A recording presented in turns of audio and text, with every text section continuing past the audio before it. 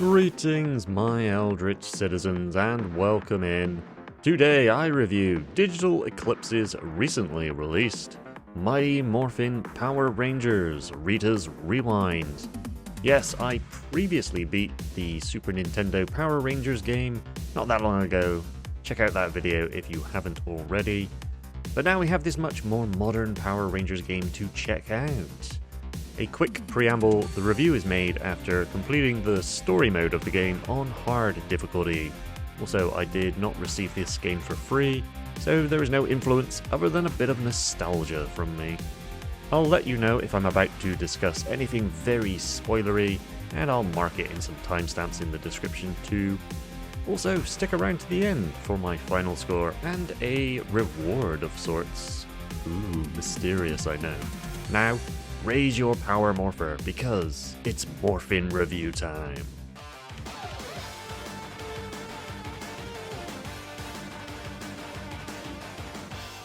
Rita's Rewind begins in the far, technological Wonderland future time of 2023 AD, with a near-defeated Robo-Rita opening up a time portal to the ever-disturbingly distant past of 1993.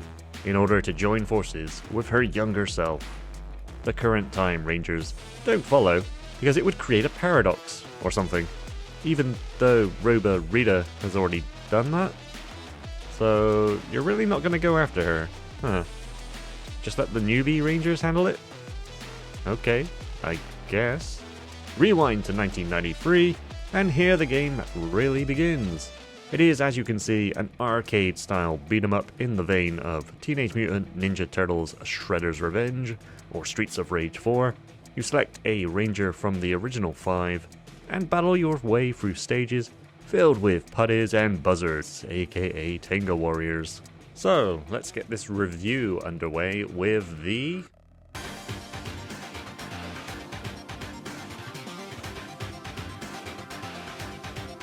The graphics of this game harkens back to the glorious 90s and captures the spirit of the arcade and 16-bit consoles of the time.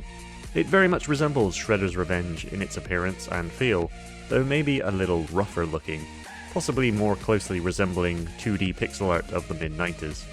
I personally don't think this is a bad thing, as I appreciate the nostalgic vibe. Plus, there's a wide variety of colourful and vibrant sprites in this game, along with plenty of large character portraits frequently appearing in in-game dialogue. I played each of the 5 Rangers in my playthrough. All are well animated, with a bunch of unique attack animations, which help to make the game feel good to play. With the possible exception of Billy the Blue Ranger, there's just something about his dash attack that felt off to me. But anyway, each Ranger also has a unique super attack, though the differences here are minor, more about colour and I guess element. Red Ranger summoning fire, for example, yellow wind, etc, etc. The game of course takes place in Angel Grove, with each stage shown on a decent pixel art map. The stage backgrounds are beautifully drawn, containing many references for fans to appreciate. Also sleepy cats. Look at how cute these guys are. Look at them yawn. Oh. The levels are generally easy to parse, and I didn't find too many issues relating to perspective while playing the game, which is important for levels with pitfalls in them. Though one area at the beginning threw me off completely. The roof section here looks more like 2 adjoining buildings, one a bit taller than the other. Yes, there's a plank of wood connecting them, but it still looks a bit odd, to me at least. One complaint I do have is in certain parts of the game where there are multiple enemies. It can be easy to lose sight of your character, especially if there are other things going on, like explosions and objects being thrown at you. I shudder to think what it would be like with multiple players added into the mix. A good example of this is... spoiler warning in 3, 2, 1. At the end of the game you fight Robo-Rita, and a combination of background explosions and numerous putties make the screen pretty much unreadable most of the time, especially if you are playing as Zack the Black Ranger, due to the colour of the walls and the floor. Okay, spoiler time over. The game also offers up other kinds of gameplay, where you take control of vehicles in the form of your Ranger's Zord or motorcycle. These reminded me of Super Nintendo's Mode 7 or 2D arcade racers like Outrun. For the most part, these control very well. though perspective of certain pitfalls in the Zord levels can again feel a little weird, almost like how early 3D platformers felt. The screen in these modes can at times also be difficult to read, with multiple enemies, obstacles, and yes, explosions, cluttering everything up, or worse, outright obstructing you. And at certain moments, a cackling Rita flies across the screen, again obstructing the view from the player. I'm not sure why this was included. The first time I saw it, it was very confusing, but hey ho. Dude, whoa. Okay. There are some impressive set pieces in this game, I will say. Certain bosses are giantified? Giantified, is that a word? With the immortal words, Magic wand! Make my monster grow! It's then you have the sections with your Zord that end in a big boss battle where you take control of the Megazord.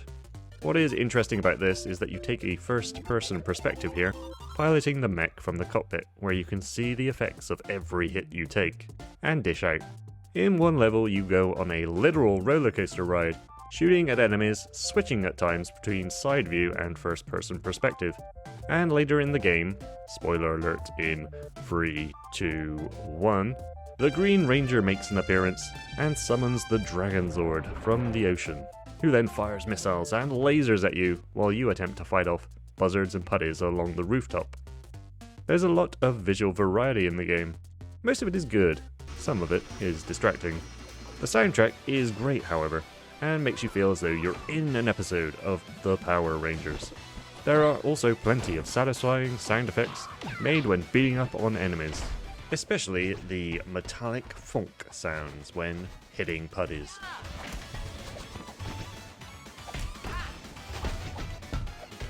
Where the game fails in terms of sound for me is the Megazord battle, specifically when the fight ends.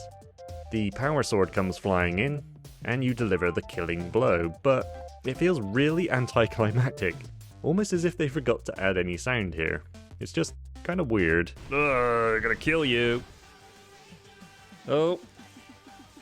QTE, fair enough. Overall though, the presentation of the game is fantastic, and you'll be mostly satisfied with what has been delivered. Now on to the meat and to veg of the game.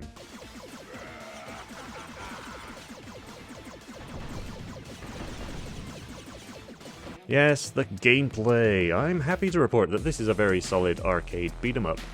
Combat is mostly fluid and responsive, and it's not overly complicated in its design. Hit attack button multiple times to combo, your standard button basher basically. The game of course features other mechanics and features. For the most part they're fine, some I had some quibbles with. The mechanic I had little problem with was the super move. You build a meter over time, and when it's full you can hit the super button and the super attack comes out. There were a couple of instances where my input seemed to get eaten, but no real issues with this. The game also features a rising anti-air attack. This is great if you can isolate a single enemy, but when surrounded by a group of enemies, kind of falls apart. A number of times during my playthrough, I would attempt to anti-air a buzzard from the sky, only for nothing to happen, and end up getting smacked in the head for my trouble. Thankfully, there is also a way to dodge attacks, which also provides a brief moment of invulnerability as you flip and dip out of harm's way. You seem to be able to dodge twice in succession, before a short cooldown kicks in, but this is also a side switching move, so you can find yourself jumping out of the fire and into the frying pan quite easily as you dodge through some attacks, only to offer up the back of your head or your backside to another enemy.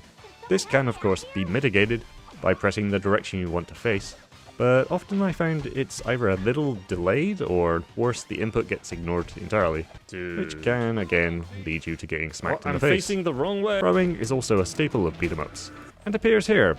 I do find, however, that if you're in a crowd of enemies, this can get you killed. You'll suddenly get put into a throw animation and wonder why you've lost control of your character. This caused my brain to just error out each time it happened, and led to me wondering why my character had just stopped responding. Oh no, it was just that my ranger was giving a sad, emotionally distraught putty patroller a big hug. While we're on the negatives here, let's discuss a big green elephant in the room, the time disruptors. These big glass cases contain time crystals or something, which you need to wail on and destroy. The catch, if you don't destroy them in time, time rewinds. Now I get that the game is called Rita's Rewind, but personally I don't find this to be a fun thing to happen, and it's guaranteed to happen at least once each time you come across them. Digital Eclipse, if you're listening, they're not listening, but you know, by some small chance that you are listening, can you please tone down the health bars of these things?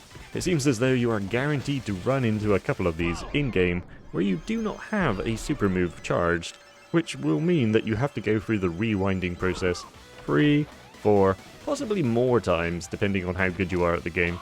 It's just an exercise in frustration rather than adding any meaningful challenge. And so those were the things that caused me some frustrations in the game. Oh, and this mechanical mining drill mini-boss thing. This thing. That all might have sounded like I was being very negative, but honestly the game actually feels great to play 97.3% of the time. If it didn't, I would definitely not have completed it on hard difficulty, believe you me. But what about the Zords, I hear you cry out? Well, the Zord sections are essentially where you auto run forward, you move around, you jump about, all while aiming a reticle and shooting around the screen in order to blast enemies and obstructions out of your way. Power-ups will sometimes appear, and if I may offer some advice, always opt for the D. Double shot is going to be your friend in these levels, especially against this mother fifer. It's a simple but fun break from the regular combat all in all. The same can be said of the motorcycle sections, though you have a bit more control as you can speed up or slow down by pressing up or down on the D-pad, or the analog stick, if you're nasty like that. Besides battling through the story stages, there is a lot of additional content within the story mode, like collecting mementos that are scattered around levels, which reference episodes of the show, and also finding and freeing hidden side characters. There is also free, unlockable, and playable minigames in the nostalgia hub that is the Angel Grove Juice Bar. Oh yeah, I haven't mentioned that yet. At certain points during the game, you are taken to the Juice Bar, a sort of hub where you can interact with side characters like Ernie, or the infamous Bulk and Skull. Bulk, of course, is always ready to talk down on the Rangers and present himself as the hero.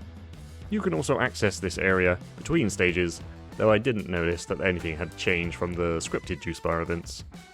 It would have been nice, I think, if you could talk to the other Rangers in this area in single player. That's a very minor quibble. There are also just a ton of nods and references to the show in this game.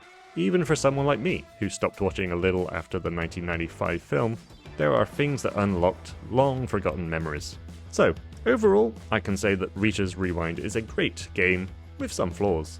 But if you're a fan of the Power Rangers, or even if you were a fan and you enjoy beat-em-ups, you really should, they are fun to play, then this is a game you should buy, or at the very least, have on your wish lists. And for those who need a number on things, I give this game 9 out of 11 pickle juice smoothies. Disgusting. Why would you ever make such a thing? As a thank you or reward, you could say, for sticking around to the end, I have a full playthrough of my Green Ranger headache difficulty journey to show you. It'll be released officially in 24 hours-ish, but you can watch it now. Link in the description to the currently unlisted video, but if you're watching in the future, then it'll certainly already be up. I'll also try adding it to the end of this video. Can't recall if YouTube allows unlisted videos to appear in the cards at the end, but I'll give it a go. Anyway, thank you for watching, Rangers. I'll be back again soon with a new video. Take care of yourselves and one another, and I'll see you soon.